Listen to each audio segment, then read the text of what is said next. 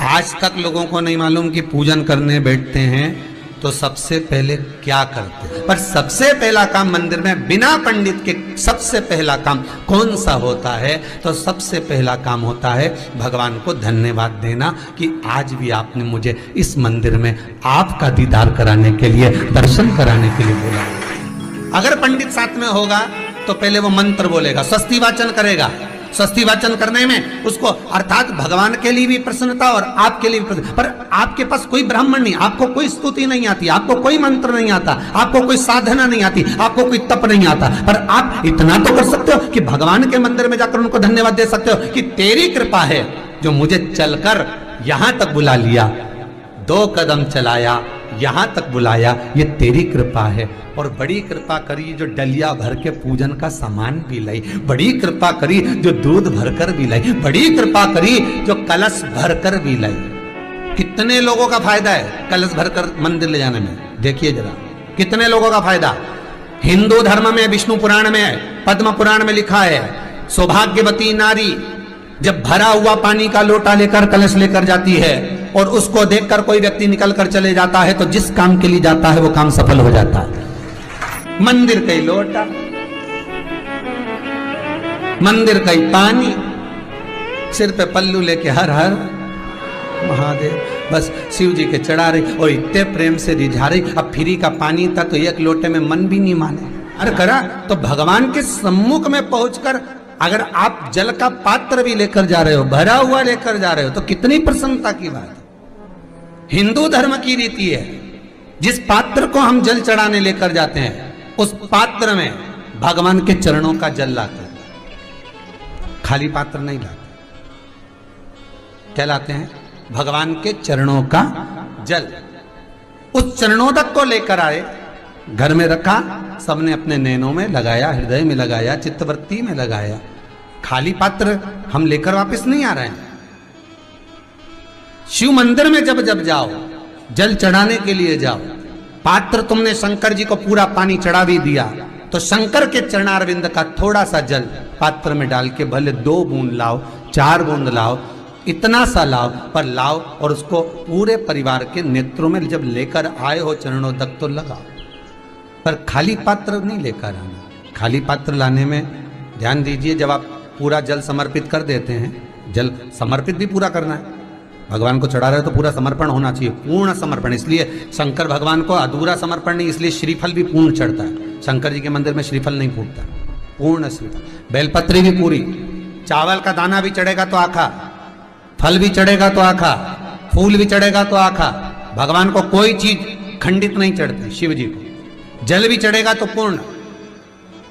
जिस जल को चढ़ाने के लिए लेकर गए उसको बचा कर नहीं लाना है शिव मंदिर में से, संपूर्ण भाग, क्योंकि भगवान के चरण की रज जब हमारे घर में प्रवेश करेगी तो हमारा आत्म कल्याण तो स्वतः ही हो जाएगा। शिव करुणा कर ही देंगे।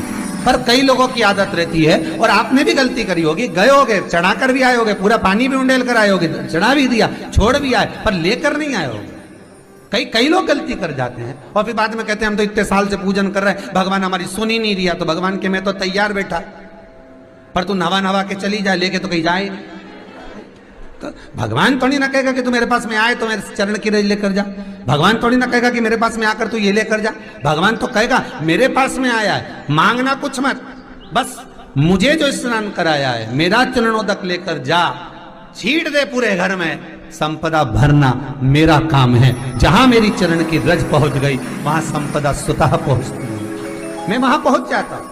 तो चरणों तक ले जा, पर लोग ले जाते हैं, पूजन करते, कलश भी उंडेलते, जल भी चढ़ाते, पर आते समय खाली लेकर आ जाते। भगवान को इतना बुरा लगता, मेरे दरवाजे से खाली जाए, मुझे कितना बुरा लगेगा। जो आए वो भर कर जाए, भले 2 बूंद लेकर आओ, पर उसमें चरणों तक थोड़ा सा लेकर अवश्य आए। उसी तरह जल चढ़ाने के बाद हम जब लेकर आते हैं पात्र के अंदर, ये उसमें उसकी बरकत है।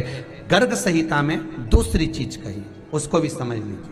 गर्ग संहिता में कहा गया, जब आप घर से जल लेकर जाते हो भरकर, तो ये सृष्टि की जितनी नदियां हैं, पृथ्वी पर जितनी नदियां विद्यमान हैं, जितने तालाब, जितने सरोवर, जितने कुंड, जितने विराजमान हैं, उन सारे तीर्थों का जल जब आप घर से लेकर निकलते हो तो वो तीर्थ का संपूर्ण जल आपके कलश में आ जाता है। और जब आप उस जल को शिव पर समर्पित कर देती हो और 2 बूंद चरणादक लेकर जब जाती हो तो शिव महापुराण, गर्ग संहिता, पद्म पुराण कहती है वो जल साधारण नहीं रहता, वो गंगा जल बनकर तुम्हारे घर को पवित्र करने के लिए पहुंच जाता है। वो पवित्र गंगा जल बन जाता है, उसको लेकर प्रवेश कर जाओ। हम बार बार कहेंगे भगवान के मंदिर जब भी जाओ ना, चेहरे पर प्रसन्नता होना चाहिए।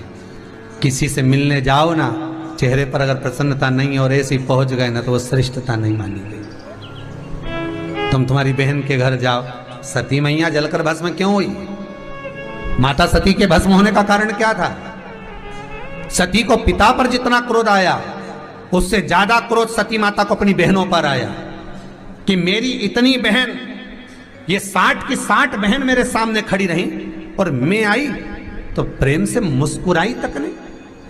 आप किसी के यहाँ जाओ और कोई के यहाँ पहुंचे और जाते से ही आप उस पहुंचे और कहा जी जी राधे राधे, जय श्री कृष्णा, हर हर महादेव, श्री शिवाय नमस्तुभ्यम, ओम नमः शिवाय, आपने बोला और उसके चेहरे पर प्रसन्नता नहीं आया तो ऐसे घर में जाने से कोई फायदा है क्या? और आप किसी के यहाँ जा रहे हो तो आपके चेहरे पर भी प्रसन्नता होना चाहिए, सामने वाले को तो हो, आपके भी चेहरे पर भी। मंदिर में जब जब जाएं, गुरु के दरवाजे पर जब जब जाएं, परमात्मा के चरणारविंद में जब जब जाएं, माता पिता के चरणों में जब जाएं, घर के बुजुर्गों के पास जब जाएं तो तुम्हारे चेहरे पर प्रसन्नता होना चाहिए।